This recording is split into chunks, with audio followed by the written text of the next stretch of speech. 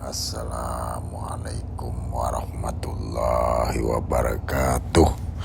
Subhanallah walhamdulillah wa la ilaha illallah wallahu akbar. La haula wa la quwata illa billahil aliyyil azim. Bismillah lillah billah lillahi ta'ala. Selamat berjumpa kembali. Jangan lupa subscribe, nyalakan tombol lonceng notifikasinya, dan share ke teman-teman Anda agar video ini bisa membawa manfaat buat orang banyak, bisa berguna buat orang banyak.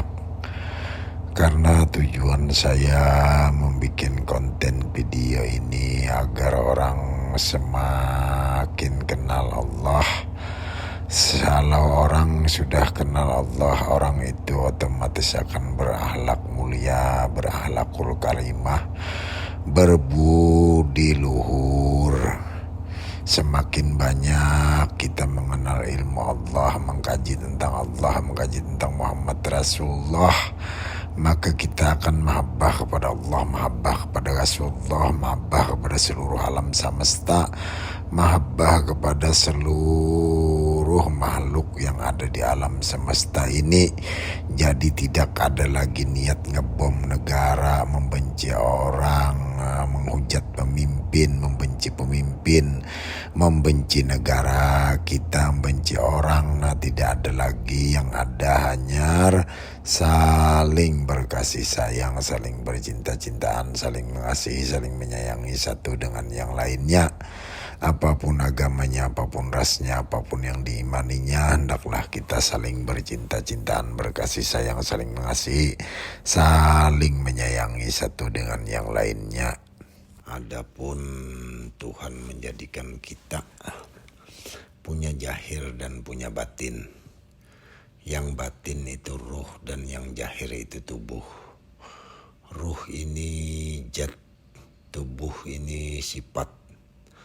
Kelakuan zahir ini kelakuan dari mana? Dari batin.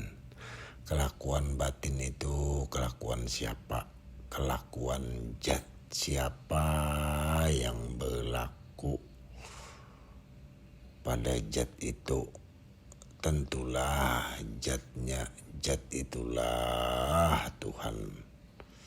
Maka orang tauhid sudah mengetahui jalan ini, dirasakannya semua dari Allah, minallah. Kalau sudah dirasakannya oleh Allah, batinnya semua dari Allah, berarti batinnya sudah karam musyahadahnya pada Allah Subhanahu wa ta'ala. Dan ketika melihat zahirnya itu dirasakannya rasa isbat saja. Hidup kita karena hidupnya Muhammad dalam diri kita. Hidupnya Muhammad dalam diri kita karena ayatnya Allah Subhanahu wa ta'ala. Tahu kita karena tahunya Muhammad pada hati kita. Tahunya Muhammad pada hati kita dengan ilmunya Allah Subhanahu wa ta'ala. Kuasa kita karena kuasa Muhammad pada tulang kita. Kuasanya Muhammad pada tulang kita dengan kudratnya Allah Subhanahu wa ta'ala. Berkehendak kita karena kehendak Muhammad pada nafsu kita.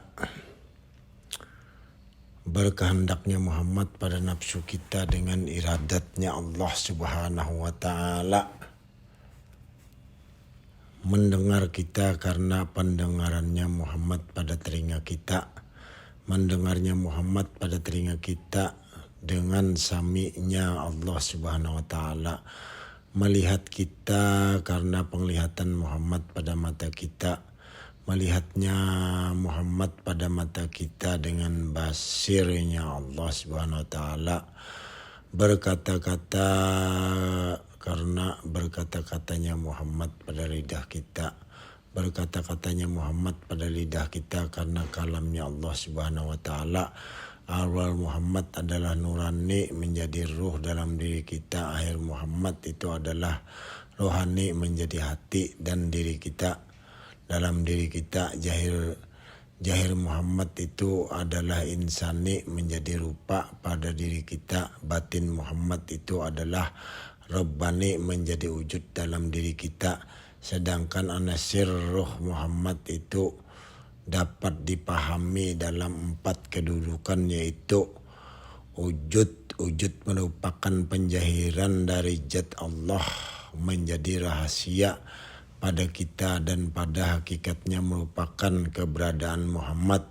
Ilmu-ilmu merupakan penjahiran dari sifat Allah menjadi ruh pada kita, dan pada hakikatnya merupakan ruh Muhammad. Nur-nur merupakan penjahiran dari asma Allah menjadi hati pada kita, dan pada hakikatnya merupakan hati Muhammad.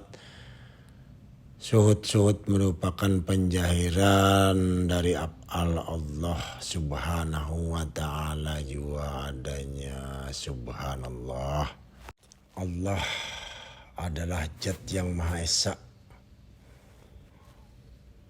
Berpesan, wahai hambaku, janganlah kamu sekalian lupa kepada namaku. Maksudnya Allah itu namaku dan zatku, dan tidak akan pernah bercerai. Namaku dan zatku itu esa. Allah subhanahu wa ta'ala telah menurunkan 100 kitab kepada para nabi. Nabinya kemudian ditambah 4 kitab lagi, sehingga jumlah keseluruhan kitab yang telah diturunkannya 104 buah kitab, dan 103 buah kitab itu rahasianya terhimpun dalam Al-Quranul Karim, dan rahasia Al-Quranul Karim itu pun terletak pada kalimah Allah. Begitu pula dengan kalimah la ilaha illallah, jika ditulis dalam bahasa Arab ada 12 huruf, dan jika digunakan 8 huruf pada awal kalimah la ilaha illallah, maka akan tertinggal 4 huruf saja, yaitu Allah. Makna kalimah Allah itu adalah sebuah nama saja. Pahami dulu, kalimah Allah sekalipun digugurkan satu persatu, nilainya tidak akan pernah berkurang, bahkan akan mengandung makna dan arti mendalam, dan mengandung rahasia penting bagi kehidupan kita selaku umat manusia yang telah diciptakan oleh Allah subhanahu wa ta'ala dalam bentuk yang paling sempurna. Allah jika diarabkan maka huruf dasarnya adalah alif, lam awal, lam akhir, ha. Seandainya kita ingin melihat kesempurnaannya, maka gugurkanlah satu persatu atau huruf demi hurufnya.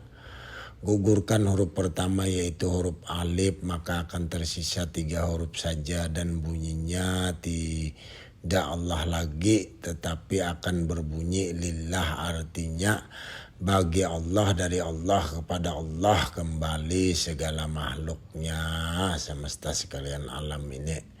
Gugurkan huruf keduanya yaitu huruf lam awal, lam alif, maka akan tersisa 2 huruf saja, dan bunyinya tidak lillah lagi, tetapi akan berbunyi lahu.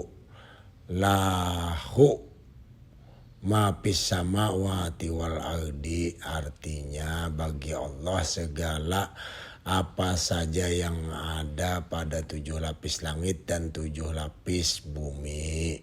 Gugurkan hurufnya yaitu huruf lam akhir, lam nafiyah, maka akan tersisa 1 huruf saja, dan bunyinya tidak lahu lagi, tetapi huwal hayyul qayyum, artinya zat Allah yang hidup dan berdiri dengan sendirinya tanpa didirikan.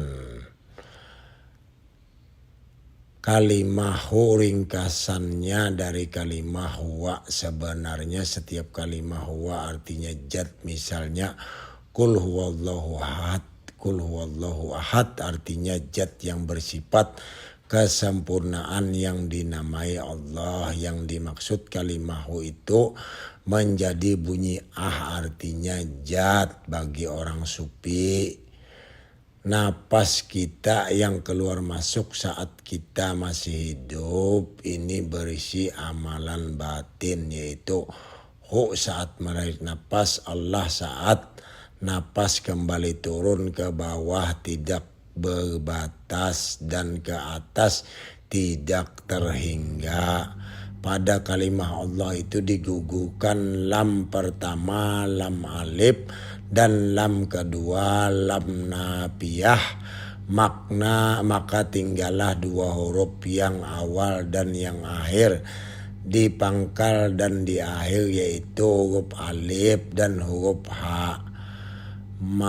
Membacanya kalimah ini tidak dibaca dengan napas yang keluar masuk dan tidak dibaca dengan napas ke atas atau ke bawah, tetapi hanya dibaca dengan titik.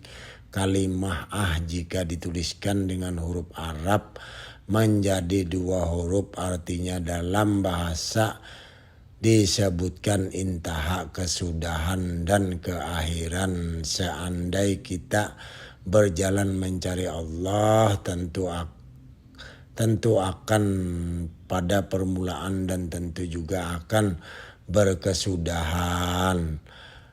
Akan tetapi kalau sudah sampai lafaz zikir maka sampailah perjalanan itu ke tujuan yang dimaksudkan.